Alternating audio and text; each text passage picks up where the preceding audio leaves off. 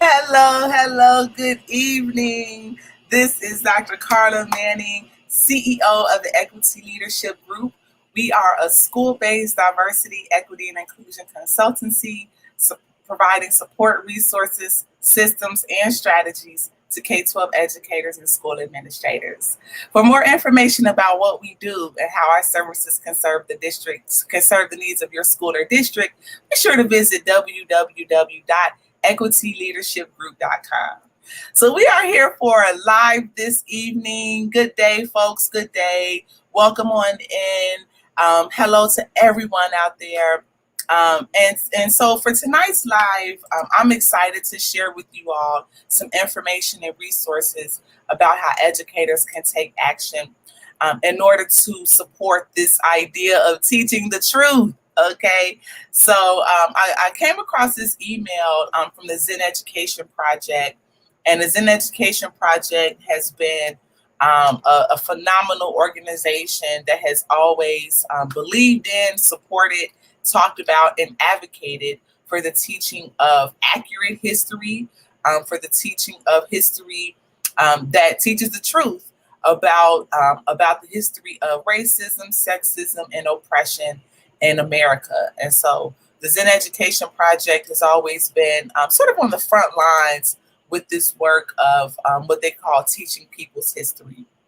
So the Zen Education Project has organized some information and resources about how educators can speak back and take action against some of this legislation that is banning, not even attempting to ban, but legislation that is banning the teaching of racism and or anti-racism in K-12 schools. And so, what I'm going to do on this live tonight is share this information. This is really sort of an impromptu webinar, even if you will, because what I'm going to do is share information around how educators can take action around the teaching of truth. And so, a lot of these events, a lot of these events are actually happening this weekend, August 27th through the 29th. So a lot of this is real time. Okay, a lot of these events that will take place are real time. So what I'm going to do is read read this page, and again, this is an attempt to share information and resources around how educators can speak back and critique these ideas or this legislation around the teaching, or excuse me, the banning of the teaching of anti-racism in schools. Okay, so lawmakers in at least 28 states are attempting to pass legislation that would require teachers to lie to students about the role of racism, sexism, and heterosexism and oppression throughout U.S. history. In response, educators across the United States are signing a pledge to teach truth. See, this is one thing that we have to keep in mind about racism. Racism operates off of lies, manipulation, deception, and the colonizing of truth. So we have to, in order to speak back to this legislation, we have to be intentional about teaching the truth about American history. So to raise public awareness about the danger of these legislative bills, we invite educators to make the pledge public in gatherings nationwide, August 27th through the 29th. This follows on the June 12th pledge to teach Truth Day of Action in dozens of cities across the United States. This invitation is extended by the Zen Education Project, coordinated by Rethinking Schools and Teaching for Change, Black Lives Matter at School, and the African American Policy Forum. So here are some organizations and alliances who support and or who endorse this pledge of action, of taking action. So organizations and alliances such as Learning for Justice, Race Forward, NYU Metro Center, the Center for Black Educator Development, the National Equity Project, of course, the Equity Leadership Group. All right, these are some organizations and alliances that support this movement here. Okay, so what I'm going to do is share some more information here. So first, where can we participate? Okay, where can folks participate? So educators in more than 115 cities have signed up so far to host events between August 27th through the 29th.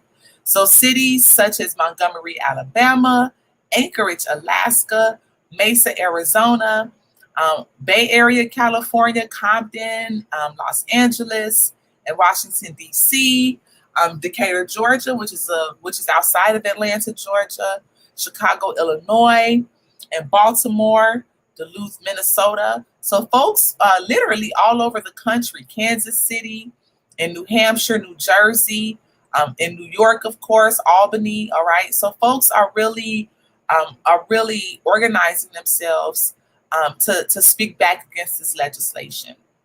And Milwaukee as well. Okay. So here's and then actually some of these flyers are also interactive. So even if we click on the flyers here, we can get some more information. Okay. All right. So let me go back to here. So how to plan an action in your city. So the Zen Education Project has curated this toolkit, if you will, that provides more information around how educators can take action that critiques this legislation.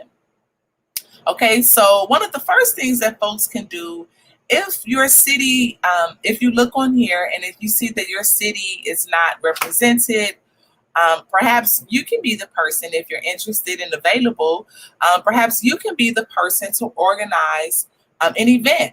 And even if you don't have a group of people, even if you may not have a community of folks, we can always organize virtually. And then, of course, you can always organize solo because folks will join. Okay. So one of the first places that we want to do is plan where we want to hold the event. And so what the Zen Education Project is suggesting is that some of these events can be held at historic markers, statues, archives, burial grounds, or museums. Okay. The next thing in terms of planning an activity, because there are many activities that can happen within the event. Within the event itself, teachers and or students can read pledges. There is power in having a group of teachers read their pledges aloud and students testify to why they want to learn history outside the textbook. So we also need to encourage our teachers and students, of course, to think about learning outside of the textbook, particularly when we're talking about history, and particularly when we're talking about history of specific racial groups of people in America. If we know that textbooks are not going to include Black history, Latino history, LGBTQ history, Asian American history, etc., Indigenous American history, if we know that these histories are not going to be included in the textbooks, as teachers, we need to be creative and innovative to teach and think of ways to teach outside of the textbook. And of course, many educators are already doing this. But this is one activity that can happen where teachers and students can read pledges. We can also organize walking tours. Folks can rally with speakers. We can also organize books that have been symbolized, books to symbolize band history. So as you plan your event, it is key to consider visuals that will convey the goals of your gathering to the public and the media. One suggestion is to have everyone bring a book that symbolizes the history they want to protect the right to teach about. For example, in Concord, New Hampshire, there was a book swap on June 12th. The Concord invitation said, quote, participants are encouraged to bring a book that changed their perspective on systemic racism or inequity that might be considered, quote, divisive under the new law, and treat the event as a giant book swap.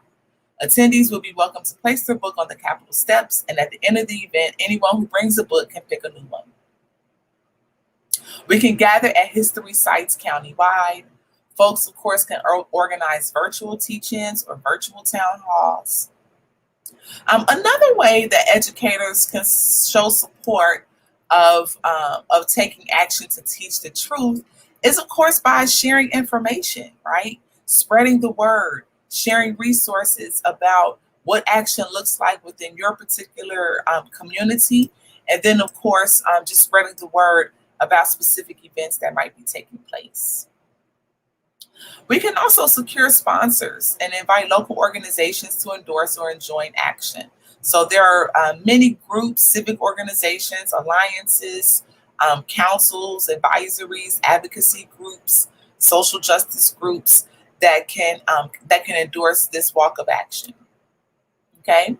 We also want to essentially be seen, right? We need to get in the news. We need to share events and share information via social media, such as even what I'm doing tonight with this live. This is an example of that. Okay. Right now, these are some very controversial, very divisive times, and really at the heart. And I'll stop sharing this. But really, at the heart of diversity, equity, and inclusion is to bring people together. Really, at the heart of this work is for folks to come together. We want diversity, equity, and inclusion to be a way where, as a society, we can actualize and realize the promises of democracy. That is how I've always seen diversity, equity, inclusion, anti-racism work, and social justice work. So we have to keep this going. We have to be able to teach the truth. We have to be able to teach the truth in our schools. So I hope this live was helpful for you all. I hope this information was valuable. I shared the link to this particular blog in the chat box, so you'll be able to access it for more information. And if you decide to go out and organize yourselves and or participate in any sort of activities, make sure to be safe. Make sure to wear your mask and stay safe. All right, everyone. Until next time, thanks for tuning in to this live. Make sure to visit equityleadershipgroup.com, equityleadershipgroup.com. Make sure to sign up for our free emails and weekly newsletters with more information, tips, and resources. Make sure to also check out the Equity Experience podcast, where every week we share conversations, additional resources that can help educators and school leaders in this work of building an equitable and inclusive school or school district. So thanks for tuning in to this live with me tonight. I hope you are well. And until next time, be blessed and be well. Bye-bye.